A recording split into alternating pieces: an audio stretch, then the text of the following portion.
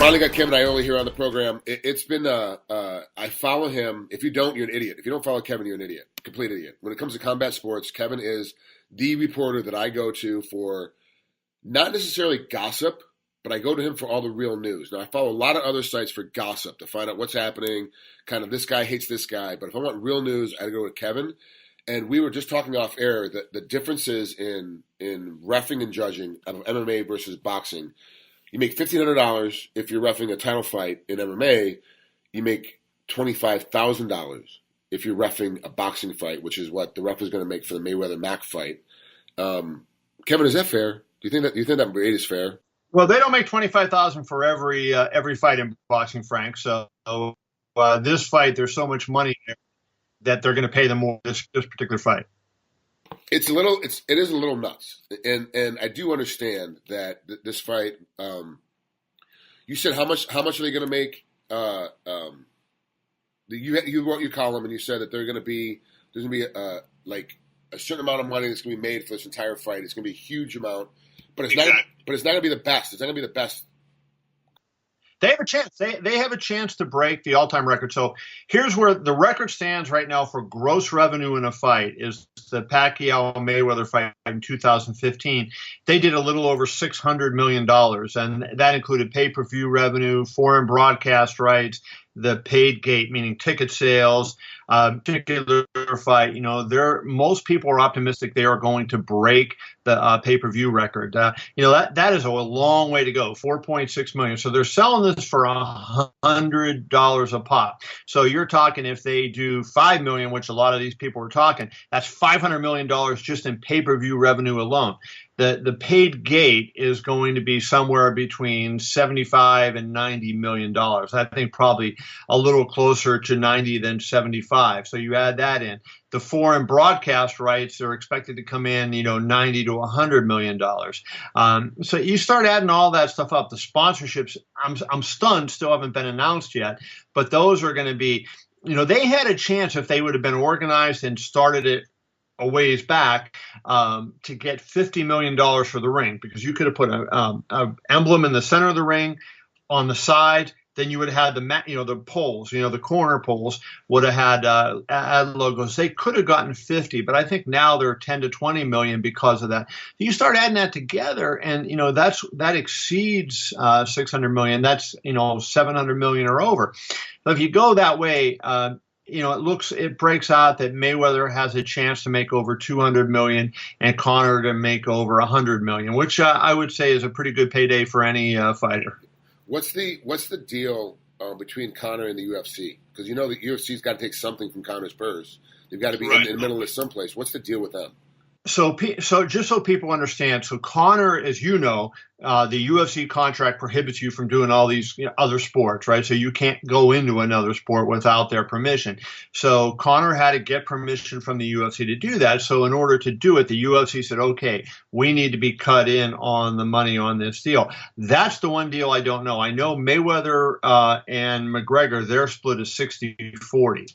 The exact split that the UFC is going to make, I don't know. But here's what I understand. There was a fee, there was a guarantee that, hey, UFC will make this amount of money off the top on the sales and the gross revenue of the fight, and then they will start splitting their side. So the 40% of the gross revenues or the net revenues that come in that are going to McGregor's side, he will have to split that with UFC. I don't know the percentage of that. There's been speculation that they're 50-50 partners in this. I don't think that that's accurate. I think McGregor will make the lion's share of that, but the UFC is going to make a lot of money out of it, as is Conor McGregor.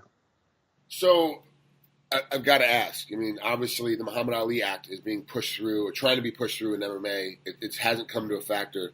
If the Muhammad Ali Act were a factor in MMA, would that deal between the UFC and Conor McGregor be in jeopardy because of the Muhammad Ali Act, or is this something that even though if it were in place, it wouldn't make a difference?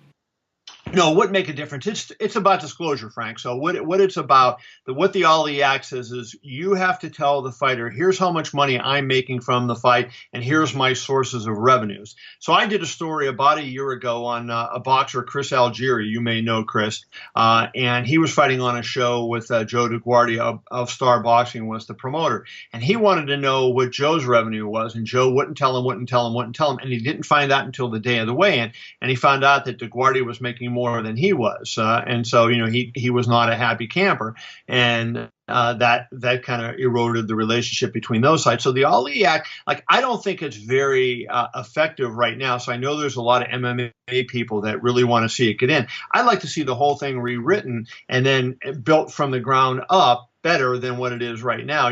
I'm not supportive of the Ali Act as it is written now because I think there's a lot of loopholes and ways around it.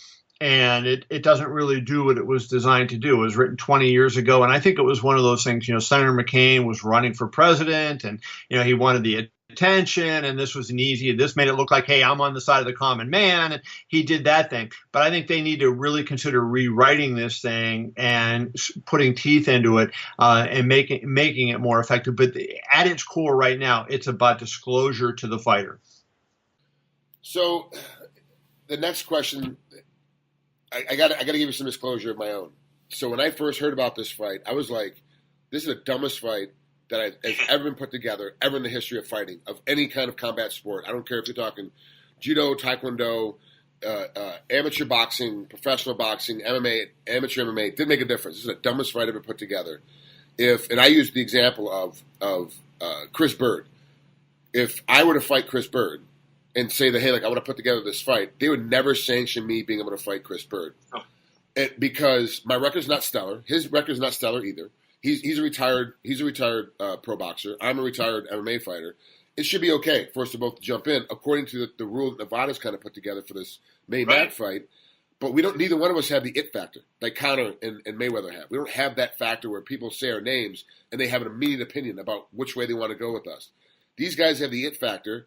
And it's a huge amount of money. It shows that these commissions are all about making as much money as possible for the commission. Does this change the way, this fight being sanctioned, does it now change the way that all commissions throughout the entire country are going to be looking at fights now and going, okay, this guy might be 0-0 in the sport, but because he has the it factor, we will take a risk on him getting brain damage because he's got the it factor, can sell a bunch of tickets? Yeah, I don't know that it changes other commissions like this. California going to be affected by this? I don't think so. But I think it really puts a lot of pressure on the Nevada Commission going forward because how do you say no? I know a lot of the matchmakers in boxing are upset because Nevada turns down a 1-0 fight against an 0-0 fight. They'll say, oh, this guy's too tall or whatever, and they're turning down these fights. And that is upsetting a lot of the matchmakers saying, what are we supposed to do? How are we supposed to make fights? And now, all of a sudden, you approve a 49-0 versus an 0-0. Now, the one thing I wrote in my column the other day, Frank, that I think needs to be said in defense of the commission is if Bob Bennett, the executive director, would have said, no, I'm not approving this fight, the first thing that would have happened was Dana White and Leonard Ellerbe would have called Anthony Marnell, the chairman of the Nevada Athletic Commission. And if Anthony Marnell did not overrule the executive director, then they would have turned around and they would have called Governor Brian Sandoval, and Brian Sandoval would have then gotten involved. The fight was going to happen because it was so big. Nevada is a tourism state.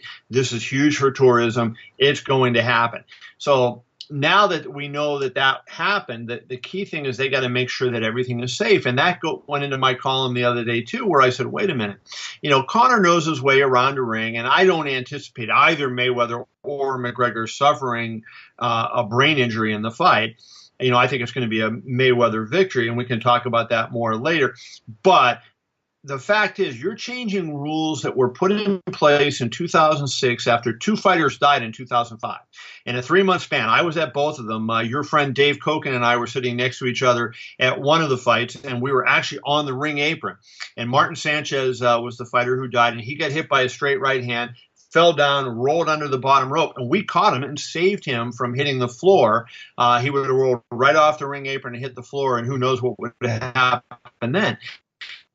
He in the ring, took the count, was declared knocked out, stood up and seemed to be fine. And as he was leaving, he turned to Dave and I, and he kind of pointed like, hey, thank you for and he had a subdural hematoma, and he collapsed in the dressing room later, and he unfortunately died on the operating table later that night. And then Levander Johnson died 2 months later. So you had in a 3-month span, 2 fighters die. So Nevada put in a whole bunch of safety rules, which I have to say were mostly all good. This was one of them. They said if you're 147 or under, you wear 8-ounce gloves. If you're 148 or over, you wear 10-ounce gloves. And now they changed it for this. And there was no study done, which the decision then said they should have done a study. They didn't do the study. And now here we are 11 years later, and just because this fight's bringing in a lot of money, they changed the rules. And to me, I just think that they're opening themselves up to great liability, and it's a big mistake. Do you believe that from 10-ounce to 8-ounce gloves is going to make a big difference or big impact in the middle of this fight? I don't really think it will. I mean, if anything, I think it'll give Mayweather a little more quickness, that he's not carrying those heavier gloves. And I think that'll maybe be a little bit bigger of a difference. Some people have brought up the fact that the defensive factor, as you know, but Conor does not fight with that high guard like that. And so, the 10-ounce gloves will give you a little bit more coverage, and, he would be able to, block some punches, but he doesn't fight in that winky right style. There are some guys that fight this way. So if you're wearing 10 versus 8, that would give you an advantage, but Conor doesn't fight that way. Conor's hands are a lot of times low, and he's moving his hands as he fights, and so I don't think that it's going to make a big difference. The biggest difference I could see is, Floyd be that much quicker in the fight. So you saw the open workouts. You were there for Mac. He got roasted. Like, everybody was picking on him for the way that he was doing a shoulder roll and how he was moving through the open workout. Are we all just marks? Is this a WWE style kind of salesmanship, and we're just marks in this whole bit where we're just like, Conor's doing whatever the hell he wants to make more money, and we're just buying into it? Even though, like, you saw the way that he trained, or the way that he did his open workout, that can't be the way he's going to go to the fight, do you think? Or do you think he's actually going to go that way into the fight? No. Okay. No, I don't think we're marked, Frank. Here's the thing. To me, if you're a mark if you pay money for nothing. You know what you're paying for in this fight. You're not buying this fight because you're expecting Ali Frazier or Hagler Hearns, right? You're not expecting one of the great fights of all time. But, you're buying the spectacle and the craziness of this whole thing. And, that's what people are going for. And that's okay. So it's entertainment. I see a lot of people calling fans who are interested in the fight suckers.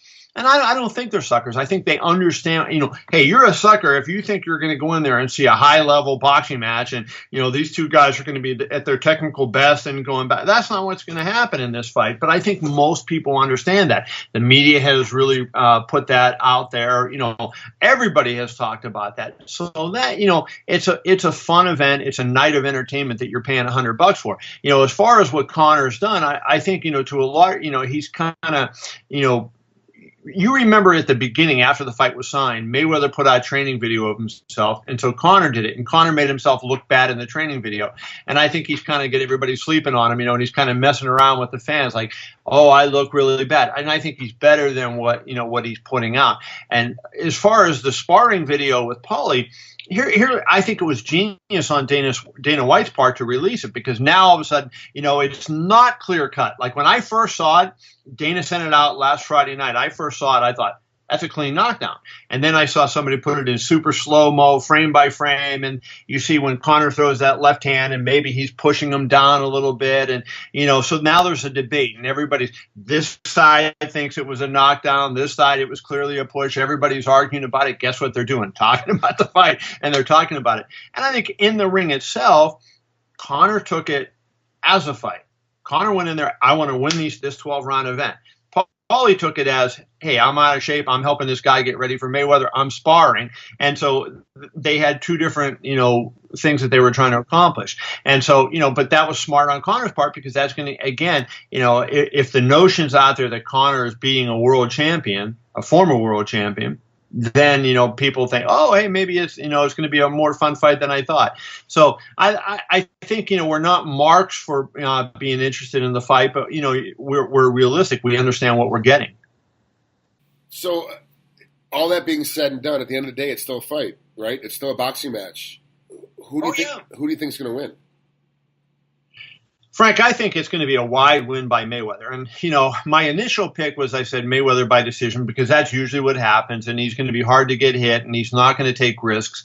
But as I think about it in this fight, I think Conor's going to be in such crazy positions. And I think he'll swing and miss and be wide open for counters. And Floyd has a really good counter right hand. And that pull counter, he goes back and then comes over the top and he lands that shot. I think that is going to land. And so I'm starting to think he might swell his eyes up, get the eyes swollen here, get some cuts up here and force a referee to stop the fight. Conor doesn't see things coming. His eyes are closing. And I think that's what it's going to be. If you're looking at it from a Conor standpoint, the only way I can come up, I just don't see the best boxers of the last 25 years haven't been able to do anything to Mayweather. He's never been knocked down. He's only been hurt, 2 or 3 times in his entire career. So I just don't see how a guy who's never boxed in a pro match is going to be able to hurt him. The only way I think Conor would have a win is, MMA fighters obviously know how to fight in the clinch. If they somehow get in a clinch and Conor can muscle him and then get him in a position where he really quickly follows with a short right hand, in his case, a short left hand, then, that would be his best bet. But, I think Mayweather's going to fight in the center of the ring, stay off the ropes. He usually likes to go to the ropes. If you watch Mayweather fights, you'll see him go to the ropes a lot willingly. I don't think he'll do it so much in this fight. And if he does, he won't stay there. He'll go to the ropes and then move out of the way. And so I think, as long as Floyd's in the center of the ring, I think it's trouble for Conor. I watched your Facebook live feed yesterday, and you're saying that if Mayweather loses, is the only way we'll see Mayweather fight again. Do you still attest to that? If Mayweather wins this fight, this is the last time I'm going to see Mayweather fight. He will 100% retire at 50-0. I do. I mean, hey, think about this. There's a lot of welterweight is one of the better divisions in boxing right now, and that is Mayweather's division. So if he's going to come back, there's a young guy like Errol Spence who holds the IBF titles, undefeated, a 2012 Olympian. You think Mayweather's going to fight him and potentially lose that fight, jeopardize that 20-year career where he's undefeated and not make $300 million, right? I mean, if he makes $200 or $300 million, that loss doesn't sting so much. And the welterweight division is really good now, and he's 40. He'd be 41 years old before he'd fight any of those guys. I just don't see it. If he loses to Conor or if there's controversy, hey, if one of them slips and they tear the MCL in their knee, then maybe they fight again, to try to decide it. But I think barring something bizarre happening like that, I think this is it for Mayweather. Is Conor going to go back? If he wins and makes all this money, do you think he's going to go back to MMA, or is he going to call it a day and be done with his athletic career? Everybody I have talked to, Conor, Audiatar, his manager, Dana White, everybody I have talked to expects him to fight MMA again. And so I have no reason to disbelieve them.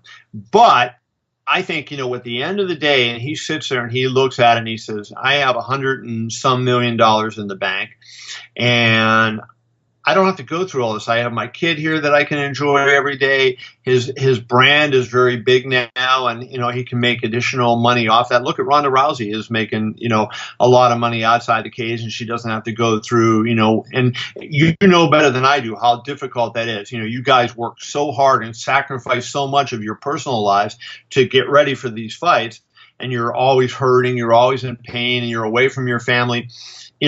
Is he going to want to do that again? I just think when he thinks about it after this fight and he has all that money, there's no incentive. And how is the UFC going to pay him? Because once you make $100 and some million, do you go back and say, well, I'll fight for a $3 million guarantee and upside? I think that's really hard.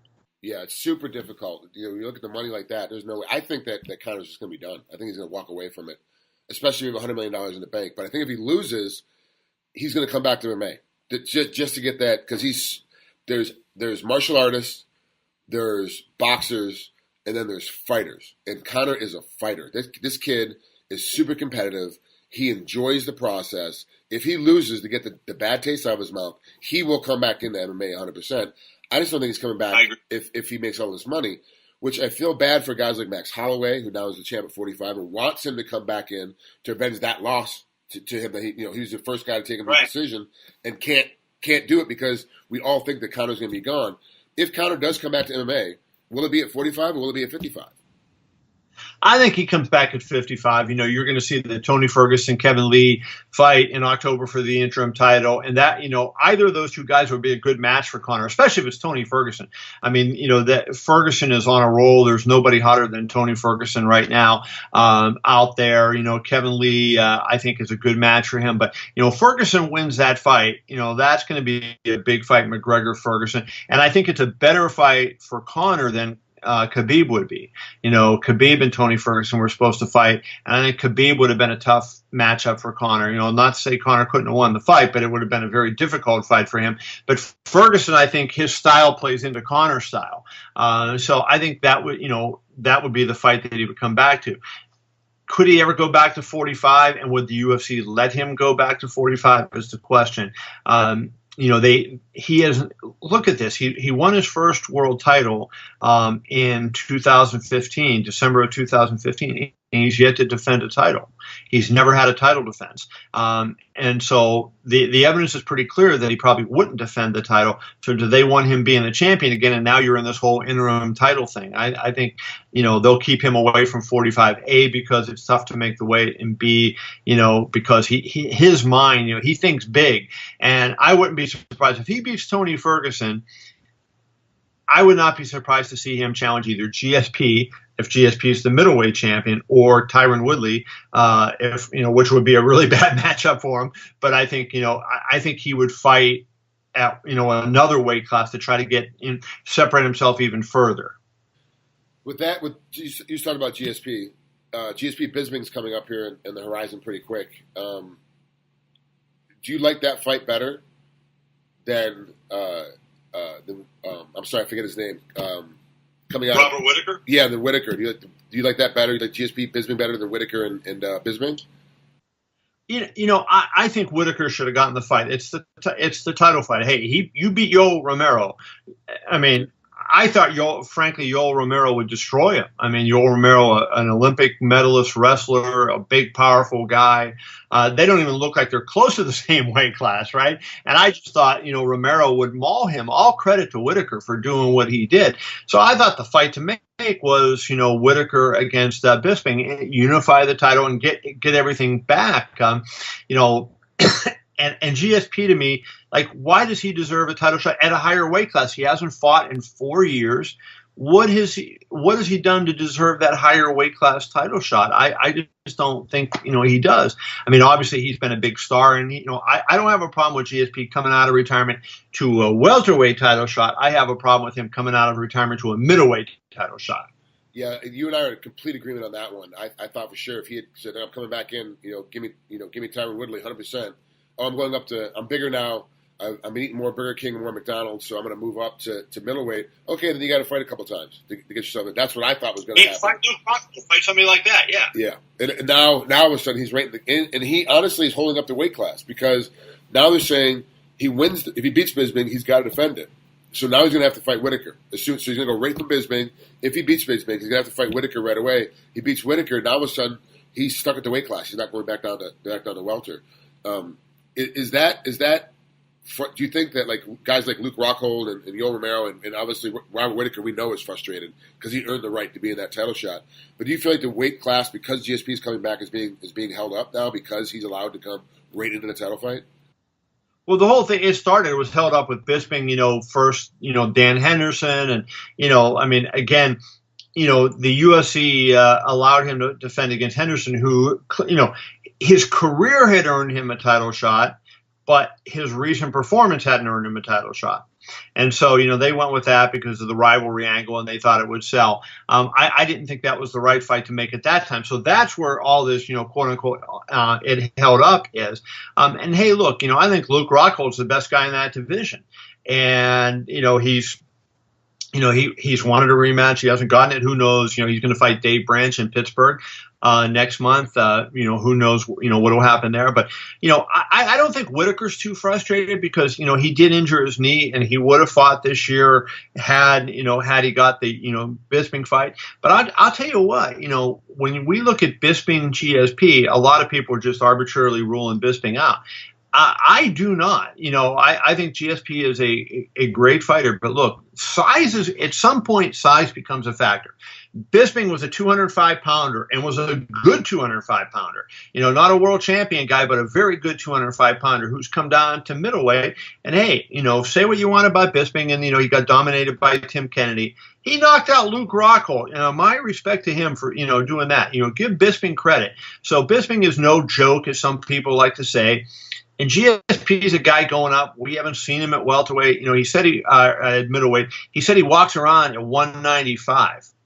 These middleweights are walking around at 215. And so that I think to assume that GSP is just going to blow Bisping out. The wrestling will be a factor. There's no question. But Mike is a big guy who can fight, and George is a smaller guy who can fight. And Bisping may not be the favorite, but I'll tell you what, I would not sleep on Michael Bisping in that fight. Yeah, I think that Bisping's going to do great in this fight, to be honest with you. I think it's a perfect matchup. And I did, like you, I was like, this is a stupid matchup with Henderson. I'm friends with Henderson. Like, yeah, it's great for him to get back in there. Maybe he'll retire as a champion because he'll beat up Bisping. I thought he kind of could have pulled together in the beginning of the rounds, and then we just saw how Bisping can fight. Like, Bisping knows how to fight. He has got great ring intelligence. You've got to pay it forward when it comes to GSP. And GSP's been out. The game has changed.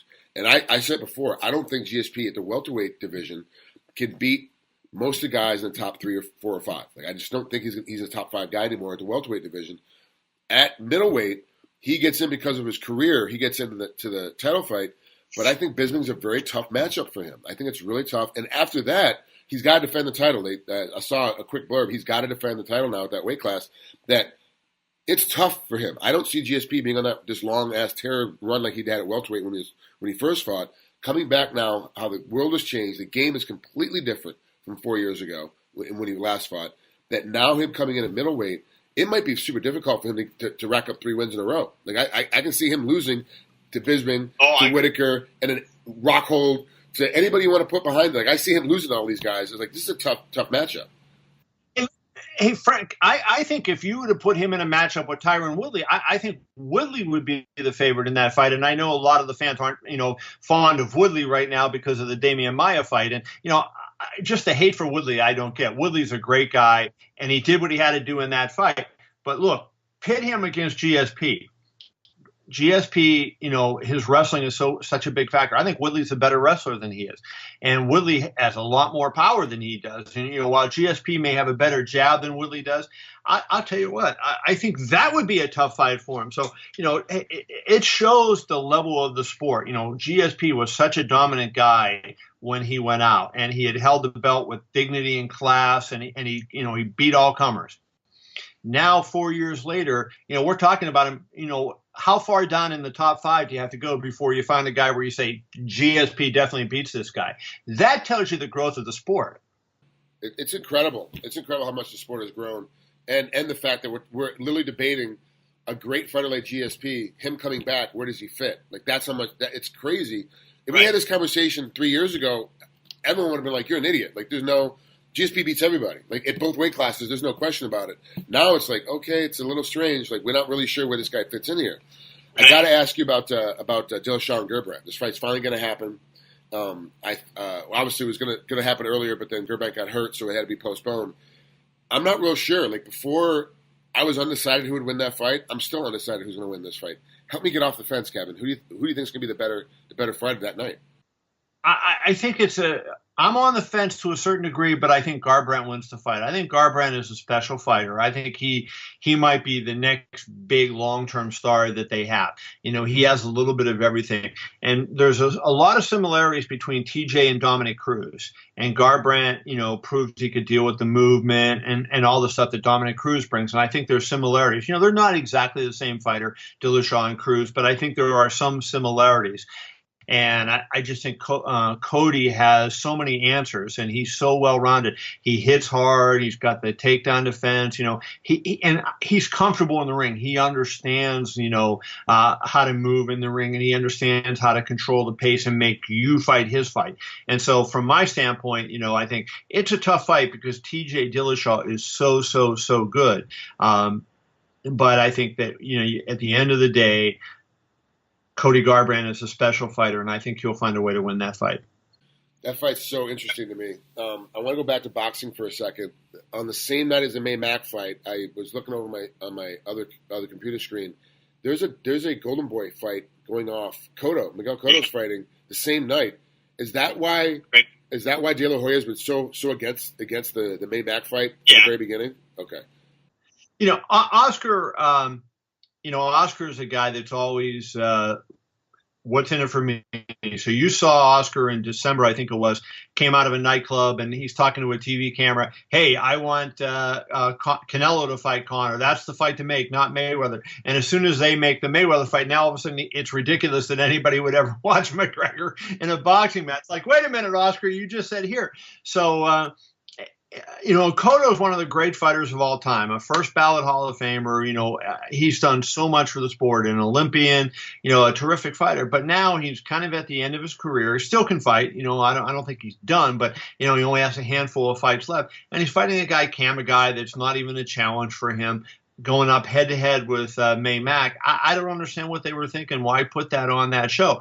And I'll tell you this. They have a pay-per-view show coming up next month, Golovkin and Canelo, that's going to do big business. And do something for the fans. Put Cotto on that undercard. Stick him on that card and have him fight on there where you say, hey, you know what? Not only are we going to get a really good main event, but we're going to give you, and that's what I wish promoters would do.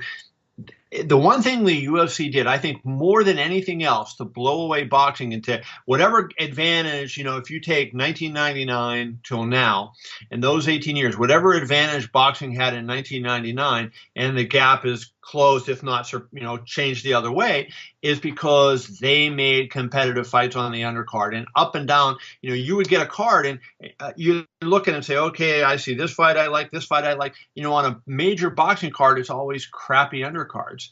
And I think that, boxing's having a good year this year, but that's something that they need to think of. And so that Cotto Kama guy, put him on the undercard here. And yeah, he makes a little bit of money, but you're going to make a ton of money in this fight, and have him on the undercard and give the fans something to really look forward to on the undercard, not just standing out on the concourse and drinking their beers waiting for the main event. But you've been at these boxing matches in Las Vegas, Frank. Unlike an MMA fight, it's filled a lot of times for the first bout of the evening.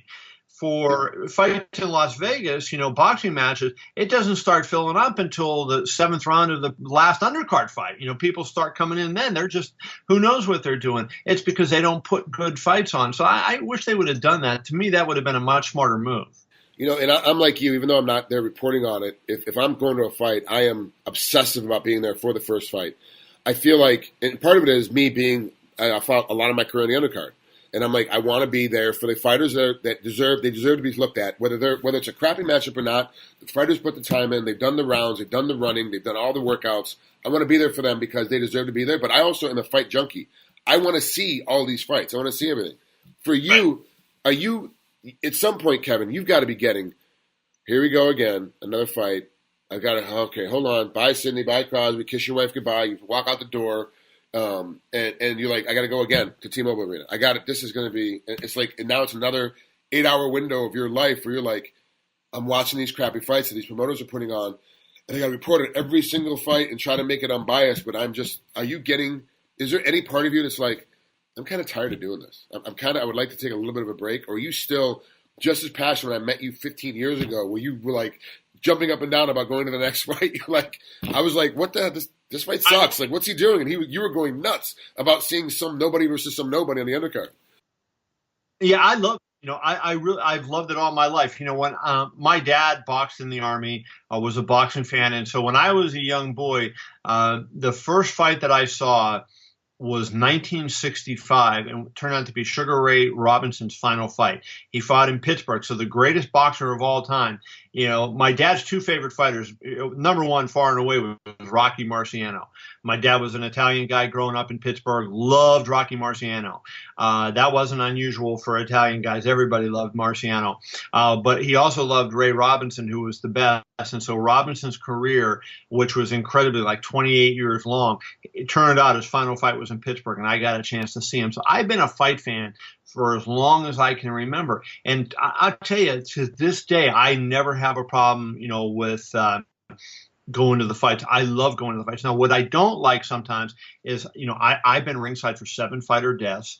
I've seen so many mismatches, and it's crazy. And so the UFC does it so much better than the boxing promoters, and now I think it trickles down. It's not just UFC; it's all of MMA. But I think Lorenzo and Dana really set that tone back in 2001. We're going to put competitive fights on the undercard. So they made the undercard worth watching. In boxing, a lot of times you get a guy come out of the Olympics and he'll fight 10 stiffs who have no hope of winning, who can't even land a punch.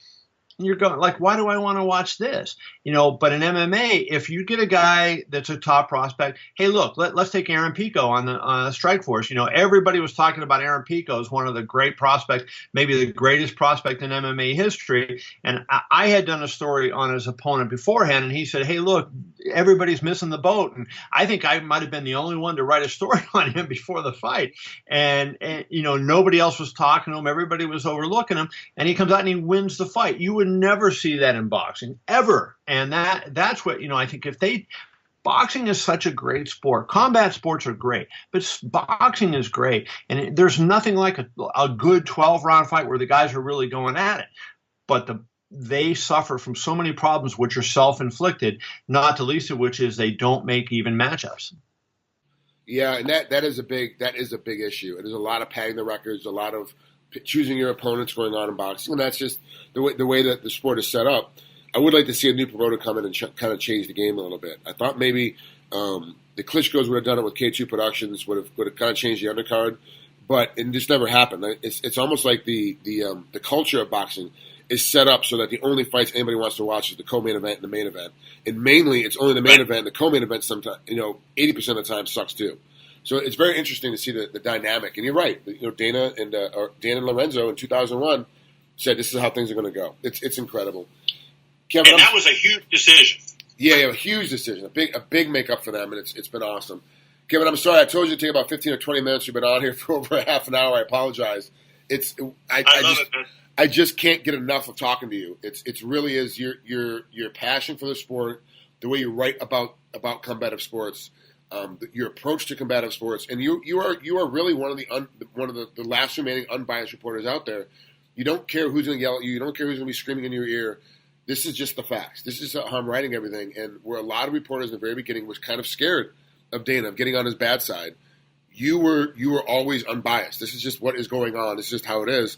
And like it or not, this is just what it is. And you would write your articles to that faction. I thank you for that, because as a fan and as a former competitor, it was huge to have a write-up by Kevin Iole. Because if he's writing on you, for sure, it's just there's going to be no leaning one way or the other. He's not going to be making fun of your funky jab. He's going to be making fun of the way you do takedowns. It's just the facts. And you're like, okay, this is it. This is what I'm up against, so this is how I'm the favorite. So it's been awesome. And you've still been in one of the greatest fights I've ever seen. So how many years later? So I'll never forget you, dude. Thank you so much, man. Kevin, I appreciate it. Have a great time. Hopefully I see you in Vegas next weekend. I can't wait for this fight to happen. I'm a complete mark on this fight. It's the dumbest fight ever, but I can't wait to watch it. I'm so silly. I complain and bitch and moan in every interview, and I am paying the $100. I don't care. You're leaving Hawaii to come see it potentially. Yeah, trying to. I'm trying to get in, man. And I got a buddy of mine that's friends with Mayweather, and I do believe that Mayweather's going to win. And just because I'm getting a ticket, hopefully on the Mayweather side, doesn't mean that I'm on Mayweather's side. It just happens to be on there because of that. But man, I can't wait. I don't care who wins the fight, to be honest with you. I really don't. Chael Sonnen said it the best. We don't care who wins this fight. We just want to know what happens. We're just going to watch for what happens. That's a good point. And that's where I'm at, man. I don't care. I just want to see what happens. That's all I want to do. Well, I appreciate you, bro. It's going to be a lot of fun next week. It sure is. Kevin, take care. Have a great rest of your weekend. We'll talk later. All right, Frank. Be well. Bye See now. you, man.